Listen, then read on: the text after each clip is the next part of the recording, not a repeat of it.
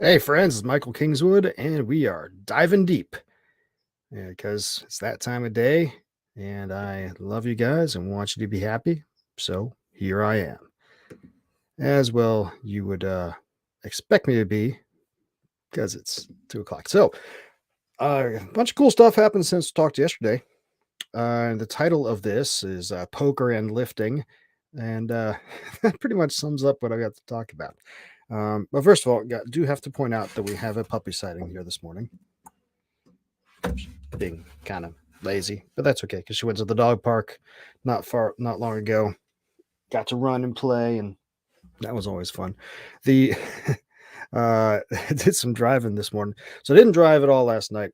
I decided took my daughter to ballet, and then went and took puppy to the dog park last night. And while I was doing that, I was like, you know what? I'm already well on track to make my driving vig for the week.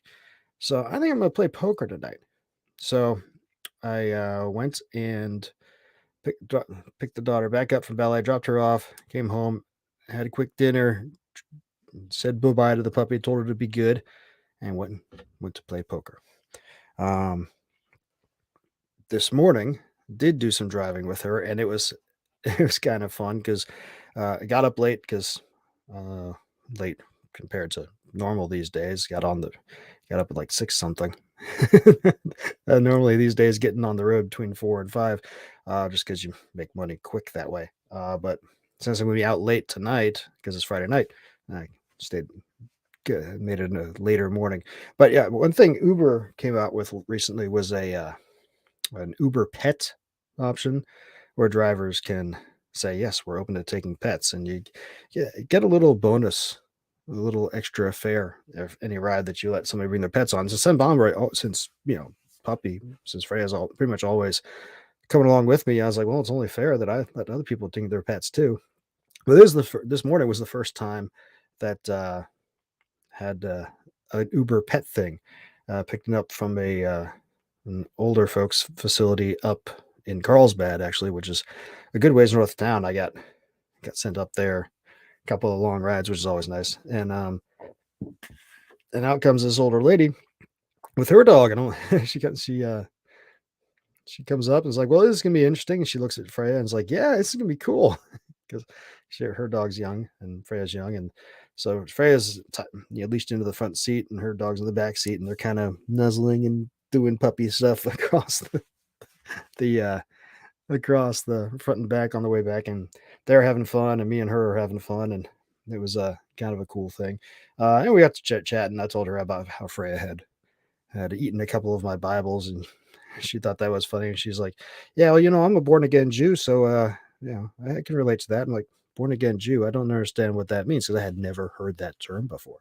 And she's like, "Well, I was born Jewish, but then I became a Christian." I'm like, "Oh, well, born again, that makes sense." But I was like, "Oh yeah, I think the older term for that was Judeo-Christian, right?" And she's like, "Yeah, I think you're right." It's like, "Well, that's cool." So we kind of hit it off and had a nice, fairly lengthy drive with puppies and fun conversation. And she went to her appointment, and I was like, "Yeah, that was cool." And uh, then took this morning, called it a morning for driving.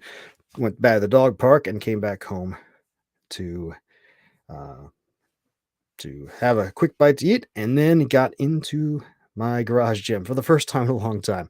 The I told you yesterday about how the old couch was blocking access to my power rack and my heavy bag, so didn't really get a whole lot of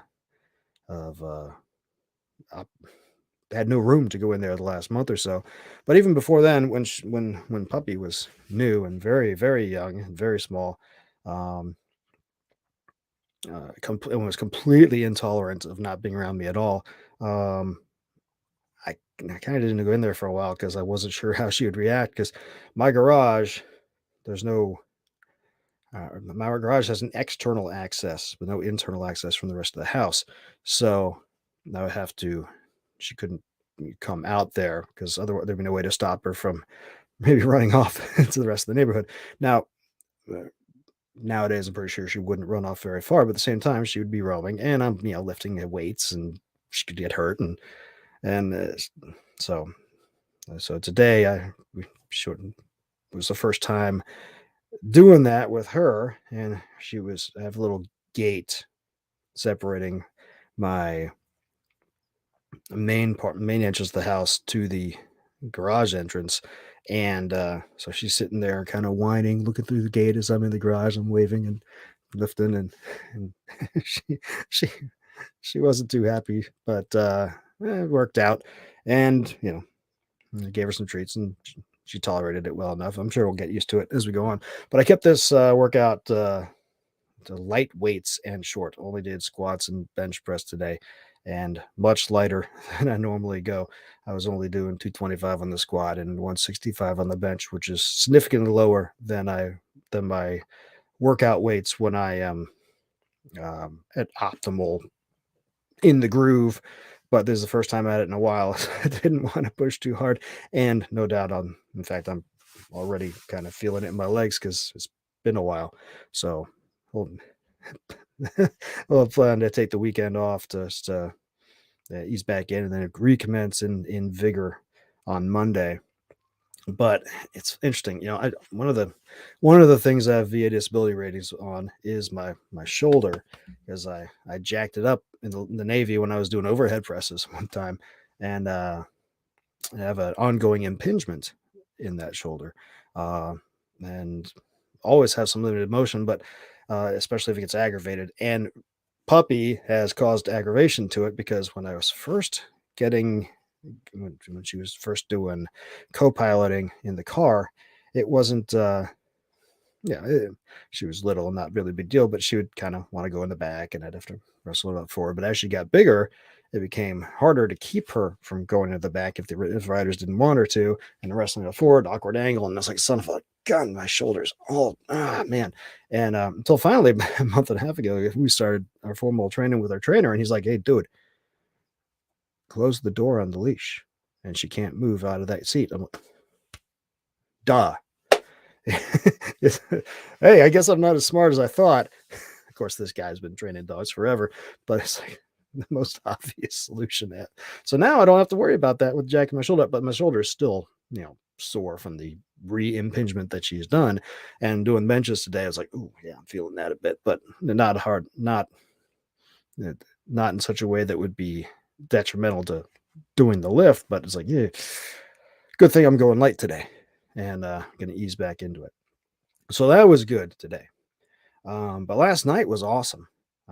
Hit the poker room, and the it's interesting. Most of the poker I've played over the years has since I've really gotten learning it in the last what I really started learning. It was on deployment in 2014, 2015, and then yeah, so it's been 7 years now. And every time I go to Vegas, I would play up there or whatever. But it's mostly 1-2 no limit.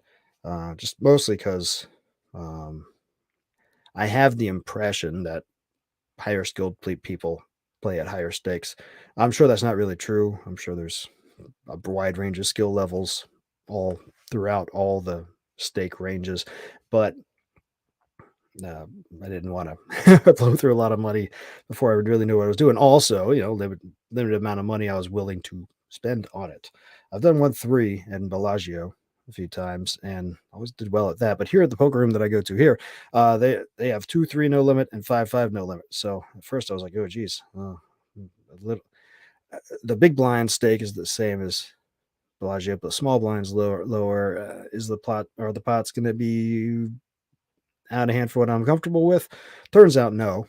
Uh, it's, it's perfectly fine comfort level for the pots I'm in.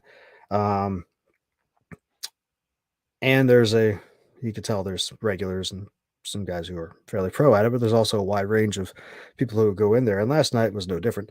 Uh, last night at the table was interesting because I had the one dude who's like the wow guy who he's in almost every hand, raising almost all the time.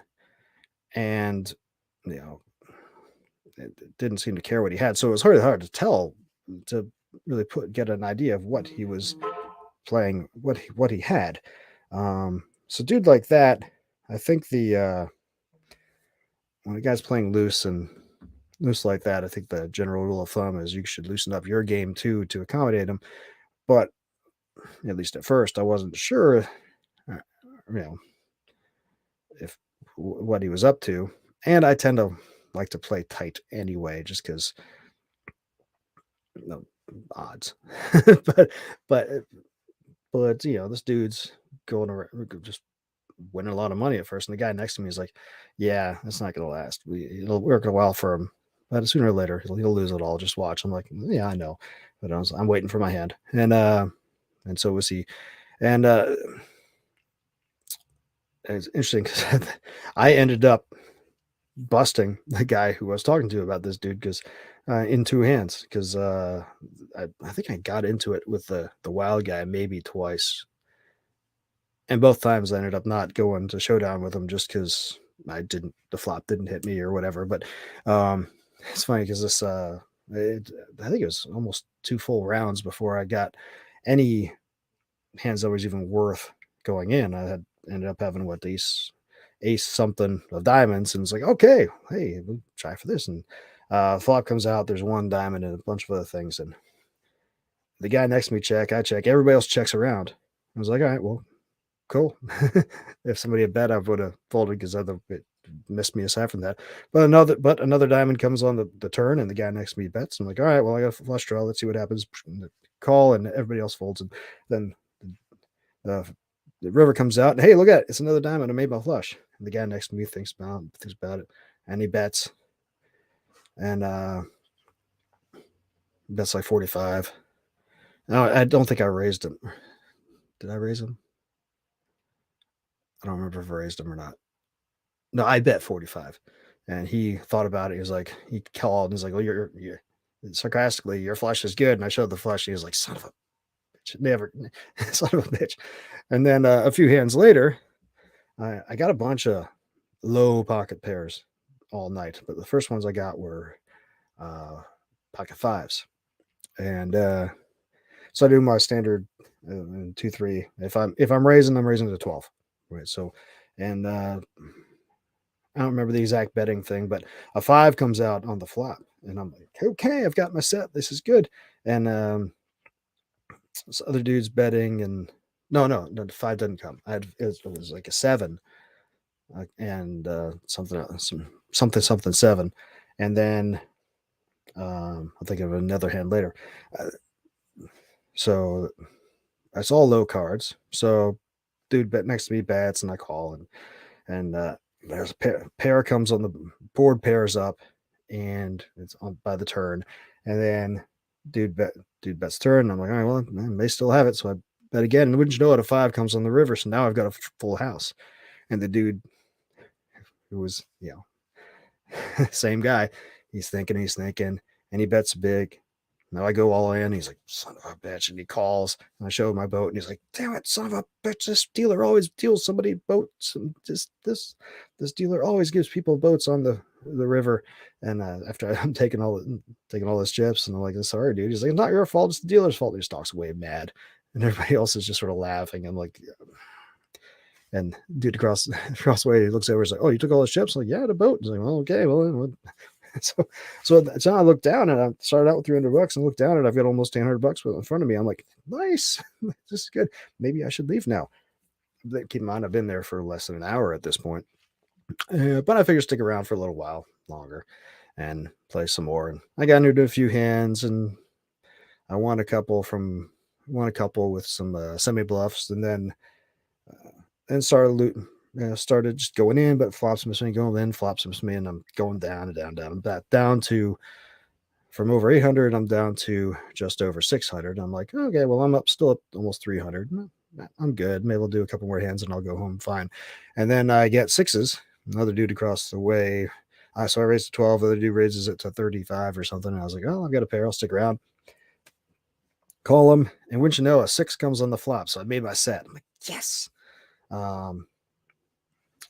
So I bet the flop, good calls at the turn.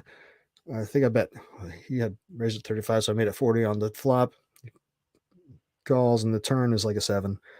And so I make it 50, and he calls, and a seven comes on the river. So, and hey, if I got another full house.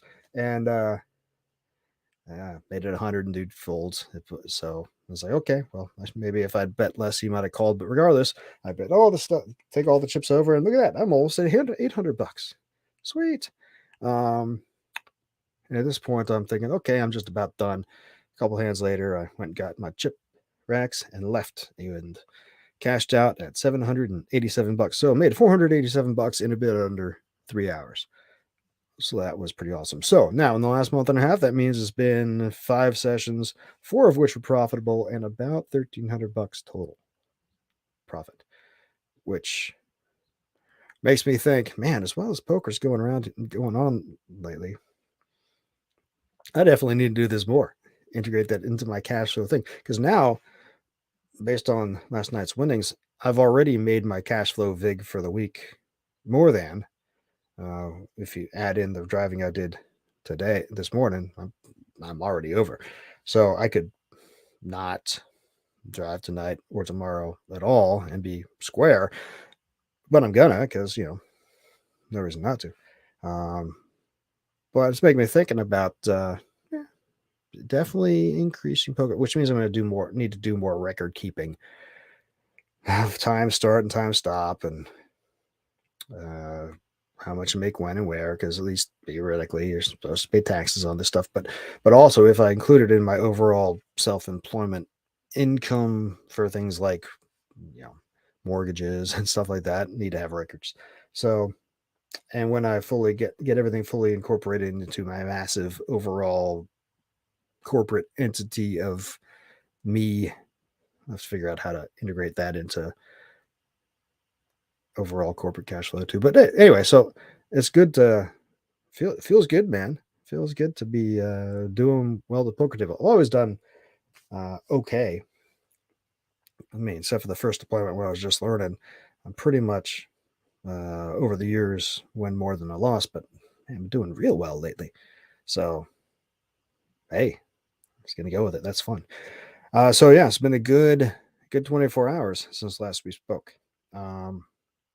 Yeah, so after I lifted here this morning, I had some lunch, a little protein shake, and watched one of Razor Fist's Depths of DS9 episodes, and said, okay, and now it's time to come in and hang with you guys. Once I'm done here, we'll do some writing for an hour or two, and then go driving in the evening and call it a good day overall.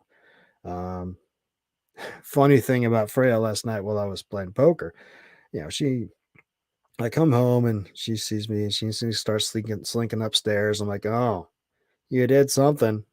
What did you do that you know is wrong? And I look over on her little doggy bed, and the ex and I are putting together. I'm putting together the Easter baskets this year for the kiddos since they're over with her right now. So to keep a little secrecy, and we had a bag of Starburst jelly beans was going to put in little Easter eggs for the Easter egg hunt and stuff. And Freya had gone up on the table, gotten it down from the table, ripped the bag open, and eaten all of the jelly beans. It was like a 1 pound bag. So walking her this morning was interesting. Let's put it that way. I mean, obviously it didn't make her, didn't hurt her except for, making the walk interesting. It was like, geez, woman, geez, puppy, what are you doing? So that's gonna be fun. So we're still working on the puppy behavior when I'm gone from the home thing, but that's one thing we're dealing with the trainer this week is tips on how to correct bad behaviors, which I've already read ahead in his books. I've been implementing some of what things that he has written down in his book. Anyway, let's get more practical advice, and she's coming along pretty well. So that'll be no doubt ongoing improvement from there. So yeah, you can expect to hear more poker exploits from me in the future. Obviously, more driving exploits and more writing exploits as we go on. Yeah, but while I'm talking about it, while I mentioned it, the DS9 thing, I was just thinking as I was finishing up Razor Fist's episode here, I was like, DS9 is one of those interesting shows where I liked it, but then I never continued watching it when it was first on. I think it's because it was right around I was in it came out right before I started college, and then it was in college and get distracted with everything else. Same way with Babylon 5. I saw the Babylon 5 trailer pilot and I was like, "Oh, that's cool." And then I never heard anything about it and anything continue on it until I was in college and my buddy junior year was like, "Yeah, man, Babylon 5." I was like, "Oh yeah, I thought it was gonna be cool." I was like, "Well, yeah, well, it's season 3. Come on, we'll watch it." And that became our Sunday night thing. Every time was watching Babylon 5 because it came on at like 11 o'clock Sunday nights. We called it our soap opera. But anyway, DS9, I never got around to watching again until just a few years ago, a couple of years ago. Pretty much just binge watched it on Netflix because I always meant to. So it's interesting. The one thing about it that, and this came to my mind when I was, uh, watching Razor Fist thing just now is the one thing that, and it must be because I watched it in such a short amount of time compared to when it originally streamed. But I remember when I was watching it, I watched season one. I don't think I watched much of season two when it was first coming out. But I remember Major Kira being the fiery and pissed off, angry, Bajoran, former freedom fighter, terrorist type. And later on in the series, she's all happy and bubbly and smiling and joking and encouraging everybody and just super joyful. And like that. And when the show aired, that character development, happened over the span of 5 real years. So people, got used to that.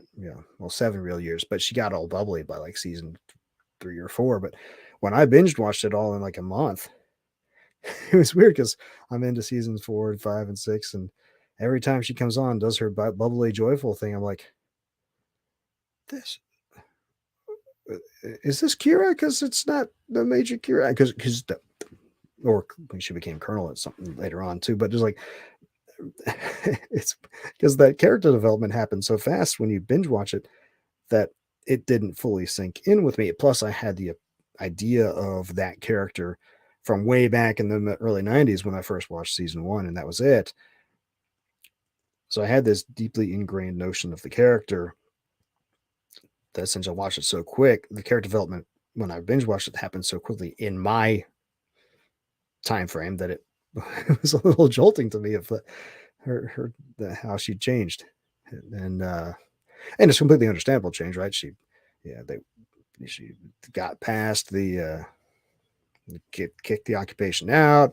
She's helping their the people are rebuilding, and her planet's doing better, and she's doing better, and putting the past aside and moving to the future, and it's all good stuff. But I never got over that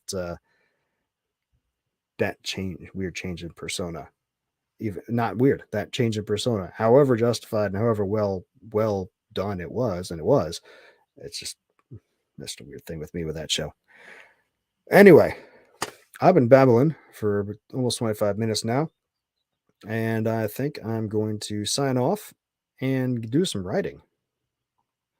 So, yeah, so come back tomorrow, 2 o'clock. We'll do another stream, and Story Saturday we'll post around that time as well. And here's something for you guys who've been following Story Saturdays for the last few weeks. This is going to shock you. I've been recording it early, ahead of time. I actually recorded some of the Story Saturday stuff yesterday and the day before. So I'm not going to be rushing to get it all done tomorrow and have it pop late in the day on Saturday or like last week on Sunday, because I'm actually being a responsible person and getting things done early for a change. Shocker. Shocker. So look forward to that. Again, this story for tomorrow is the second Dustin Cofield story, which is called VIP Treatment. Um, well, hey, while I'm talking about cool stories, um, there's this. I've mentioned this before, but I've been very bad about um, sharing um, this thing. So let me sharing it. So let me show you this thing. So there's a bunch of writers that I correspond with have a thing that we do, and I've participated in it several times. A thing we do called the Infinite Bard, where one of us will share a story each week that hasn't been published yet or was recently published, and we tell everybody in our collective circles to go read the story. So every week you can get a new short fiction. So this week is The Walnut Hued Man of Sutton Passes by Jean Rabe. Now, Ms. Rabe there, she's a cool writer from, I want to say Germany, and writes great stuff. So I would encourage you to check that out. And also check out all the previous tales from the Infinite Bard. You can go to theinfinitebard.com to check it out. Everybody puts up a different story each week. It's when there are stories available. Not every week there's been one, just because of scheduling and stuff. But you'll see there's a couple of mine on here. You can see on the screen there, Finding Bobby Jenkins, which is one of my Confederation Navy stories, which is not one of the stories from the Great Challenge we'll get to reading in the on Story Saturday in a couple months, because I want to say that's story number 17, I think. No, which one? Finding Bobby Jenkins is story number 28. So it's going to be a few months till we get to it on Story Saturday. But you can read it now. If you go to the infinitebard.com, you can follow the links. That's posted.